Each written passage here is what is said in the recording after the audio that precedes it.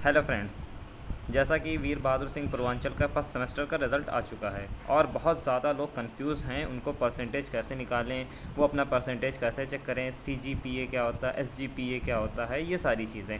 और इतना रिज़ल्ट ख़राब क्यों आया, इसका रीज़न क्या था, आइए जानते हैं। तो रिज़ल्ट ख़राब होने का रीज़न ये था कि एमसीक्यू बेस्ड क्वेश्चन थे जिसमें आपकी स्टेप मार्किंग हुई नहीं। अगर क्वेश्चन सही है तो फुल मार्क्स मिले, क्वेश्चन गलत है तो कोई मार्क्स नहीं। सबसे मेन रीज़न यही था। तो बहुत से लोग खुश हो रहे थे कि चलो लिखना नहीं है, थ्योरी नहीं, एमसीक्यू है, लेकिन बट उन्हें ये नहीं पता था कि उनका रिज़ल्ट ख़राब हो जाएगा। तो बहुत से स्टूडेंट इस चीज़ को लेके मगन थे कि चलो हमें क्या करना है, हम पढ़ेंगे नहीं, तुक्का लगाएंगे, सही हो जाएगा। तो आपका तुक्का, आपका रिज़ल्ट देख सकते हैं कि क्या हुआ। तो जो रिटन एग्ज़ाम होते हैं वो ज़्यादा बेस्ट होते हैं। चलिए समझते हैं अब ये परसेंटेज कैसे निकाला जाए, एसजीपीए क्या होता है, ग्रेड अवार्ड क्या होता है, सीजीपीए क्या होता है। तो हम आपको एक दिखा दें रिज़ल्ट। ये वीर बहादुर सिंह पूर्वांचल यूनिवर्सिटी का रिज़ल्ट है। हमारे पास किसी का रिज़ल्ट है तो उस हम क्या किए हैं, उसको हाइड किए हैं। फॉर उनकी परमिशन नहीं थी, इसलिए हमने कुछ हाइड किया हुआ है। तो यहाँ पे देखिए, कोर्स क्रेडिट दिया हुआ है, ग्रेड पॉइंट दिए हुए हैं, अर्न क्रेडिट दिया हुआ है, ग्रेड अवार्ड दिए हुए हैं, पॉइंट स्कोर दिया हुआ है, ये सारी चीज़ें दी हुई हैं। अब ये हो कैसे रहा है, आप देखिए यहाँ पे कोर्स क्रेडिट में 6 दिया हुआ है, 4, 2, इस तरह से सारी चीज़ें दी हुई हैं। यहाँ पे आप देख लीजिए, यहाँ दिया हुआ 30। अभी 30 कैसे आया, 5 × 6 कितना हो जाएगा, 30। तो ये इस तरह से आया है, ठीक। तो इसी तरह से आप देख सकते हैं ये सारी चीज़ें इसमें दी हुई हैं। अब यहाँ पे हम आते हैं एसजीपीए। यहाँ पे ये देखिए एसजीपीए।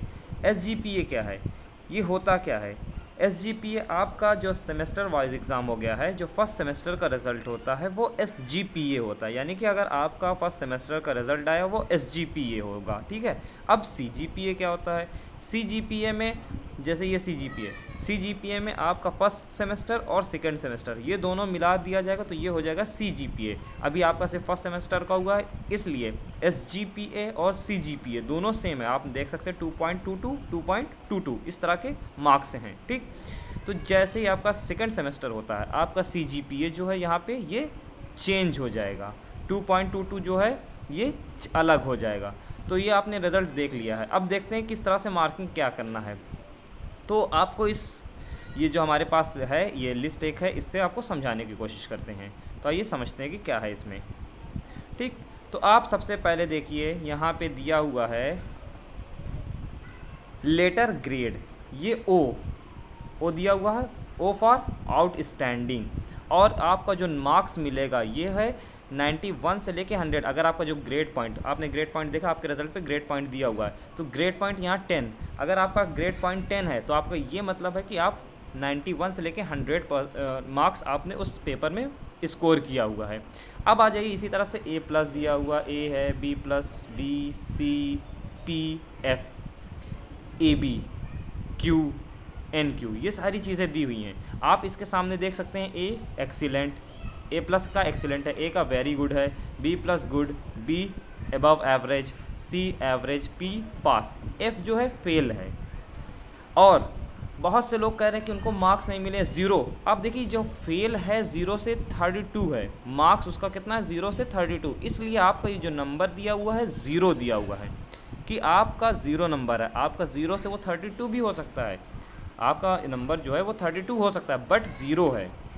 यानी कि आपको नंबर मिले हैं, हो सकता है मिले हों, हो सकता है ना मिले हों, ये चीज़ हो सकती है, ठीक।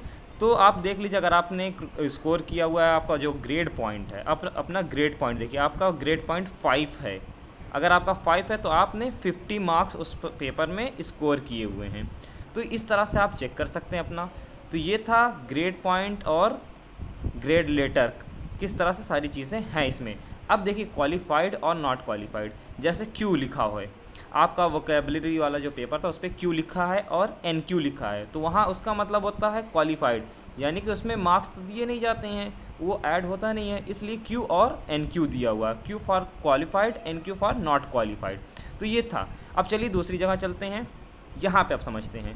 अब जैसे आपका CGPA हमने बताया कि आपका दोनों सेमेस्टर मिला दिया जाएगा, फर्स्ट सेमेस्टर और सेकंड सेमेस्टर। अगर आपका CGPA ये 6.5 आ रहा है या उससे ज़्यादा आ रहा है, लेकिन 10 पॉइंट से कम होना चाहिए।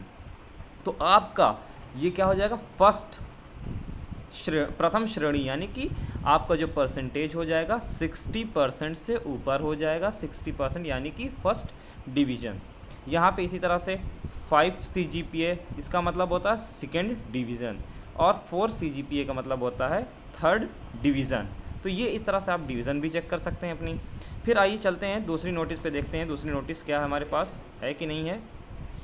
तो ये था, ठीक। अब आपको हम चलते हैं लेके किस तरह से परसेंटेज निकाले जाते हैं। अभी परसेंटेज पे हम नहीं आए थे, चलिए आइए परसेंटेज पे चलते हैं। सबसे पहले चलते हैं हम अपने कैलकुलेटर पे।